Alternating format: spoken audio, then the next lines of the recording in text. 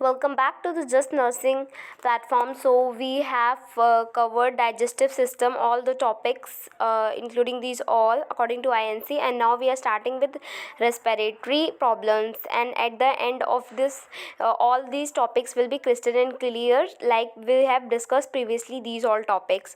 So according to INC, we are now starting new chapter, and we are starting with upper respiratory tract infection. This part I will make a separate lecture classes because this include a detail. So we are starting with upper respiratory tract infections.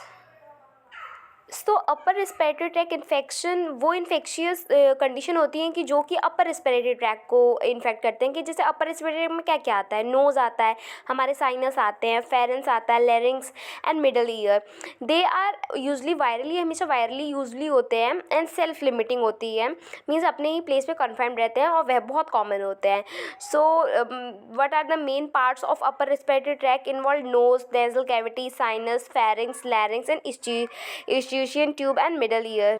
So we have common types of upper respiratory tract infection, that's are rhinitis और कह सकते हैं जो common cold, sinusitis, pharyngitis, tonsillitis, laryngitis. So mainly common cold और rhinitis में हमें means common cold की वजह से ये डेवलप होता है. साइनाइटिस हमें हमारे साइनस जो होते हैं, मीन्स एयर फिल्ड कैविटी और hollow cavity. We can see like this, you can see in the figure that sinus is being inflamed, and tonsillitis are tonsil area, जो हमारे टॉन्सिल एरियाज होते हैं that are mainly affected. Pharyngitis and laryngitis. So this topics we are going to discuss in detail in upper respiratory tract infection. So causes or we can say etiology of upper respiratory tract infection are viral cause. infectious agent में viral हो सकता है, bacterial हो सकता है. Viral में mostly rhinovirus, influenza virus और adenovirus can be the cause, और बैक्टीरियल में streptococcus pyogenes can be the cause, haemophilus influenza can be the cause. तो रिस्क फैक्टर, अगर हमारी पुअर इम्यूनिटी हो, means we are having weak immunity, तो हमें बहुत ज़्यादा चांस रहता है to acquire cold exposure, smoking, over crowding and poor nutrition. So upper respiratory tract infection का पैथोलॉजी अगर हम ऑल ओवर देखें तो इसमें क्या बोलते हैं, जब हमारा जो एंट्री ऑफ पैथोजन जो होता है वो एयर ड्रॉपलेट से एंटर हो जाता है, फिर ये हमारे म्यूकस मेम्ब्रेन में इन्फ्लेमेशन कॉज करता है, जिसकी वजह से एडिमा और इंक्रीज म्यूकस सेक्रेशन होगा. इंक्रीज म्यूकस सेक्रेशन क्यों होगा? ताकि body will try to defend itself, और वो म्यूकस सेक्रेट करेगी ताकि वो प्रोपेल कर सके, उसे थ्रो आउट कर सके बॉडी से. ऑब्स्ट्रक्शन एंड इरिटेशन जो कि लीड करेगा, और appearance of the symptoms. What are the clinical feature manifestations, और we can say sign and symptoms. तो फीवर होगा, रनी और blocked nose, sneezing, sore throat, cough, hoarseness of voice means heaviness of the voice हो जाता है. नहीं, किसी को सर्दी होती है तो उसके वॉइस हार्ड हार्ड मतलब भारी सा महसूस, मतलब we can hear. Headache, ear pain and fatigue. What are the diagnostic evaluation. तो history and physical examination. History में हम देखेंगे कि मतलब प्रीवियसली क्या आपको इन सब इन्फेक्शन से कोई प्रॉब्लम है, या अस्थमा, एलर्जी किसी काइंड की है. फिजिकल एग्जामिनेशन में we will examine the particular जिसने इन्फेक्शन हुआ है, दैट लाइक साइनाइटिस में हम साइनस को करेंगे एग्जामिन. थ्रोट स्वैप करेंगे बैक्टीरियल के कल्चर को डिटेक्ट करने के लिए. कंप्लीट ब्लड काउंट करेंगे, and rapid antigen testing will be done. Medical management में एंटीपायरेटिक, क्योंकि इन्फेक्शन हुआ है, इन्फ्लेमेशन हुआ है, तो फीवर होगा तो एंटीपायरेटिक. एंटीहिस्टामिन्स, एलर्जी को डिफेंड करने के लिए antihistamines will be given. Nasal decongestion, ताकि जो मतलब जो हमारे नोज़ का एरिया में जो कंजेशन मतलब म्यूकस भरा है उसे वाटरी में चेंज करने में, ताकि वो प्रोपेल आउट हो जाए बॉडी से. एंटीबायोटिक्स अगर बैक्टीरियल इन्वेजन है तो. Antiviral drugs. नर्सिंग मैनेजमेंट हम मॉनिटर करेंगे वाइटल साइंस, जिसमें हम देखेंगे कि fever and all will be increase. Maintain करेंगे एयरवे पेटेंसी को, ताकि रेस्पिरेशन में दिक्कत ना हो. इंकरेज करेंगे fluid, because fluid will help in propelling the infectious means thin करेगा सेक्रीशन को. वार्म वाटर सलाइन और gargles we will suggest to the patient. Educate on hand hygiene and promote rest. So yeah, upper respiratory tract में complication में sinusitis, ostis media will be there, bronchitis will be there, pneumonia and rheumatic fever can be there. Prevention पे that only hand washing, use करेंगे mask, avoid करेंगे overcrowding, educate nutrition and vaccination. So हम one by one सारी conditions को हम discuss करेंगे. तो we are starting with sinusitis. तो साइनाइटिस क्या होता है, इन्फ्लेमेशन या स्वेलिंग होता है साइनसिस का। साइनसिस क्या होता है, ये एयर फिल्ड स्पेस होती है in the bone around the nose. So you can see these all are the air filled space, ये जो हाईलाइटेड है रेड रेड में, इसमें जब कंजेशन हो जाता है तो मीन्स यहाँ पे इन्फ्लेमेशन हो जाता है, जब उन स्पेसेस में म्यूकस बढ़ जाता है जिसकी वजह से इन्फेक्शन एंड ऑल जाता है, and that lead to sinusitis. So types of sinusitis we are having acute, sub acute sinusitis, chronic and recurrent. So acute जो कि लेस देन 4 वीक्स में होता है और रिजॉल्व हो जाता है, usually after common called.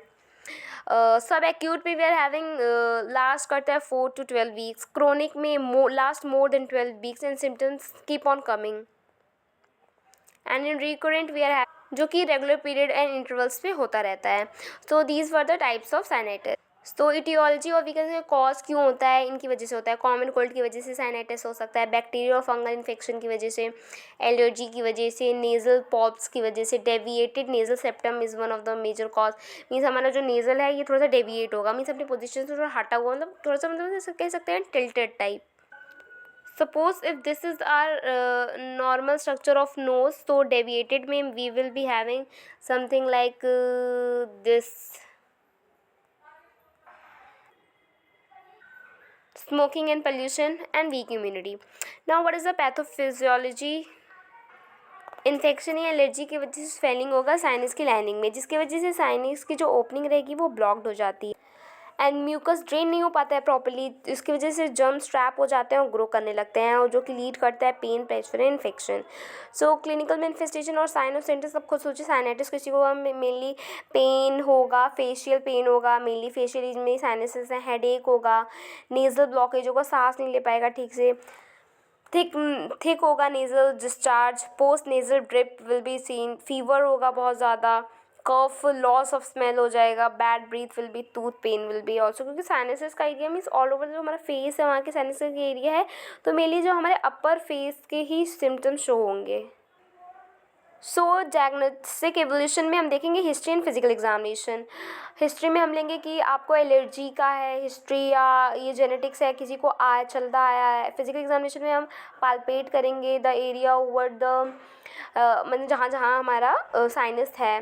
Nasal endoscopy will be done, X ray of sinuses will be done, CT scan and culture test करेंगे। नर्सिंग मैनेजमेंट में हम असेस करेंगे pain, fever and nasal discharge, maintain करेंगे एयरवे पेटेंसी, इंकरेज करेंगे fluid intake ताकि जो discharge है वो थिन हो सके, प्रोवाइड स्टीम इनहेलेशन, मॉनिटर करेंगे temperature, give medication as prescribe, educate करेंगे patient about hygiene and encourage करेंगे रेस्ट।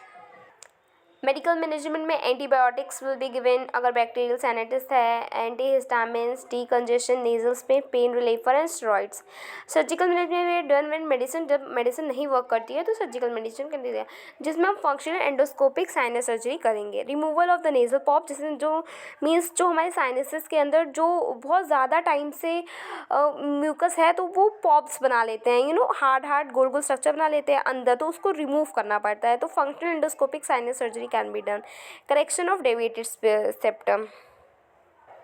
कॉम्प्लिकेशंस में हमारे पास क्या है, मीन्स क्रोनिक साइनाइटिस हो सकता है, spread of infection to eyes तक भी इन्फेक्शन स्प्रेड हो सकता है, that will lead to orbital cellulitis, meningitis, brain abscess and osteomyelitis अगर बोन तक इन्फेक्शन पहुंच जाए तो।